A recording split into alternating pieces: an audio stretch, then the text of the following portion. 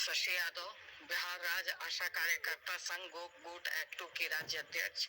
बहनों, 6 अप्रैल को राज्य स्तरीय बैठक हुई थी, जिसमें करीब करीब 18-19 डिस्ट्रिक्ट के हमारे नेतागण शामिल हुए थे और उस बैठक में जो निर्णय लिया गया था उसका सर्कुलर हमने बना करके भेज दिया था उसी दिन, मीटिंग के ही दिन। फिर भी उसको रिपीट कर दे रहे हैं मैसेज के माध्यम से। तमाम लोगों की राय थी अनिश्चितकालीन हड़ताल में जाने के लिए। बावजूद निर्णय हुई कि अगर अनिश्चितकालीन हड़ताल में भी जाने के पहले पूरी कमेटी को, तमाम प्रखंडों को, तमाम नेताओं को और आशा और फैसिलिटेटर को एक्टिव होना होता है, उसको सक्रिय भूमिका में आनी होती है। एक दिन में कोई सक्रिय भूमिका में नहीं आ जाता है। तो इसके लिए, क्योंकि कुछ जगह पैसे गए हैं, मैक्सिमम जगह अभी पैसे नहीं गए हैं, यानी अधिकतम जगह पे पैसा नहीं गया। जो जगह गया भी है वहाँ मात्र 2 महीना, 4 महीना, 6 महीना का पैसा गया है। मीटिंग में ही रिपोर्ट आई, कई जगह हमारी आशा बहनें पैसे के अभाव में उनकी मृत्यु हो गई। कई आशा बहनें महाजनी कर्ज के तले दब गई। बहुत ही विकराल स्थिति है, वो फोन से भी रिपोर्ट आता था। बावजूद बैठक में और विकराल स्थिति सामने आई, तब जाकर के यह निर्णय लिया गया है कि 17 अप्रैल को तमाम पूरे बिहार के सभी पीएससी में 24 घंटे का सत्याग्रह किया जाएगा। और मैं खुद, जो मैंने सदन में भी कहा था कि अगर तमाम जगह पैसे नहीं जाएंगे तो मैं खुद विधानसभा के अंदर प्रथम मुख्यमंत्री श्री बाबू के मूर्ति के नीचे अनशन पर बैठूंगी। तो यह निर्णय उस बैठक से लिया गया है कि मैं भी खुद 17 तारीख को वहां मूर्ति के नीचे, विधानसभा में मूर्ति के नीचे मैं बैठूंगी। इस आशय का आवेदन मैंने अपने सभापति को, एमएलसी के जो प्रमुख सभापति होते हैं, मैंने सभापति को अवधेश नारायण सिंह को ये एक लेटर रिसीव करा दिया है। और बाकी लेटर भी जो 17 तारीख को तमाम पीएससी में सत्याग्रह का कार्यक्रम है, उस कार्यक्रम का पत्र, और इसके बाद भी अगर सरकार नहीं, क्योंकि हमारे बैठने और तमाम पीएससी में सत्याग्रह होने से पूरे बिहार में एक खलबली पैदा होगी, और उसके बाद भी अगर सरकार नहीं सुनती है, तब जाकर के लोगों का पूरा विशेष जोर था कि 9 तारीख का जो गर्भवती जांच होता है वो प्रभावित होना चाहिए। तो 1 मई जो मजदूर दिवस है, पूरी दुनिया में 1 मई मजदूर दिवस के लिए जाना जाता है। शिकागो शहर, अमेरिका के शिकागो शहर में महिलाओं ने आंदोलन की शुरुआत की थी, क्योंकि 16 घंटे, 18 घंटे, 24 घंटे महिलाओं से काम लिया जाता था। इसके खिलाफ महिलाओं ने संघर्ष छेड़ा था और वो अपने आंचल को, गोली चली थी और उन्होंने अपने आंचल को, अपने ब्लाउज, खून से सने हुए ब्लाउज का परचम बना करके लहराया था। तो तब से वो पूरी दुनिया में मजदूर दिवस के रूप में जाना जाता है। तो 1 मई मजदूर दिवस के रूप में, हम लोगों को तो सरकार मजदूर भी नहीं मानती है, फिर भी সবাই বলে প্রত্যেকটা স্টোরিতে নতুন লুক কি আর करते हैं जो भी कामगार हैं। तो हम लोग भी उस दिन से 1 मई से 10 मई तक कार्य बहिष्कार का निर्णय लिया है कि पैसा नहीं तो काम नहीं, यह निर्णय लिया गया है। और इसकी तैयारी करनी है। वो एक दिन का, पहले 17 तारीख का ट्रेलर है, उस दिन हम ये देखना है कि कितने पीएससी पे लोग बैठते हैं। अगर उस दिन का आंदोलन कमजोर हो जाएगा तो 10 दिन का कार्य बहिष्कार भी आपका कमजोर हो जाएगा और फिर सरकार आपकी ताकत को समझ जाएगी। इसलिए मैं आप इन दोनों कार्यक्रम का, अभी तत्काल ये दोनों कार्यक्रम का लेटर रिसीव करा दिया गया है मुख्यमंत्री को, स्वास्थ्य मंत्री को, आपको प्रधान स्वास्थ्य विभाग के प्रधान सचिव को, ये सचिव को और कार्यपालक निदेशक राज्य स्वास्थ्य समिति, तमाम लोगों को लेटर रिसीव करा दिया गया है। वो लेटर मैं इसी मैसेज के साथ आप लोगों तक भेज रही हूँ। इस लेटर को निकाल करके और खुद सिर्फ 2 लाइन ये लिख करके कि हम लोग भी, यह पीएससी की भी तमाम आशा और फैसिलिटेटर ये कार्यक्रम को लागू करेगी।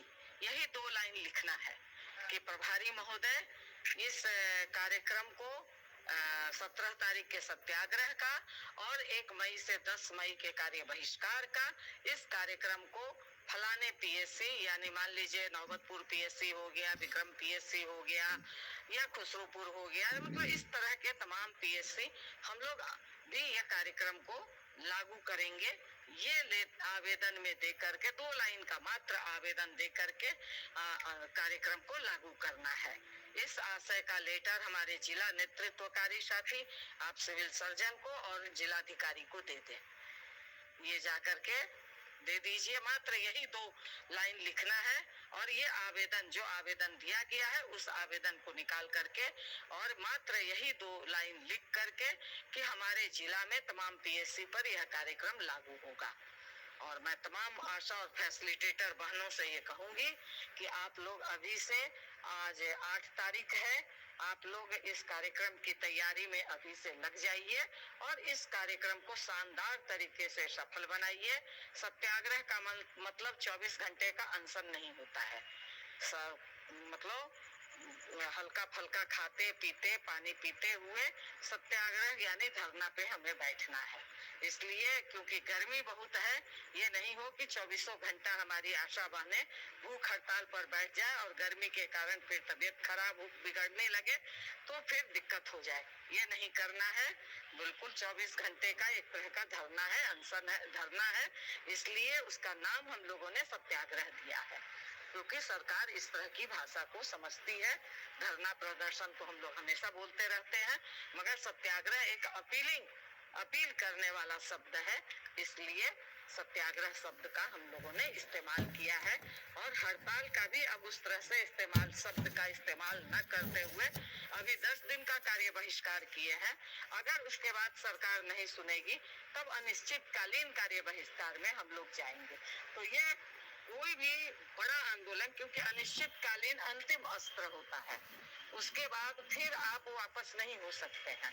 तो अंतिम अस्त्र चलाने से पहले छोटा छोटा अस्त्र चला करके सरकार के किले को भेदने की कोशिश करनी चाहिए। अगर छोटे अस्त्र में किला भिदा जाएगा तो अच्छी बात है, अंतिम अस्त्र अगले बार के लिए हम लोग रखेंगे। अगर नहीं भेदा जा सकता है तब अंतिम अस्त्र हम लोग चलाएंगे। इसलिए इसको लेकर के मांग भी इसमें आप लोग देखिएगा कि एक तो संपूर्ण बकाये का मांग है कि वो तत्काल दिया जाए। इसके बाद उम्र सीमा 65 वर्ष करने का है, रिटायरमेंट पैकेज का है और पेंशन देने का है।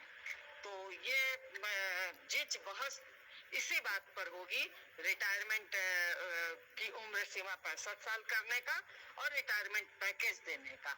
इसलिए इन तमाम जो भी हमारी आशा बहनें या फैसिलिटेटर बहनें रिटायर हो गई हैं, वो लोग जरूर हमने जो पहले परफॉर्मा भेजा था उस परफॉर्मा को भर करके भी भेज दीजिएगा, क्योंकि उसी को निकाल करके उसी पर बहस होगी कि इतने बड़े पैमाने पे हमारी आशा और फैसिलिटेटर बहनें रिटायर हो रही हैं, आपने कुछ नहीं दिया है।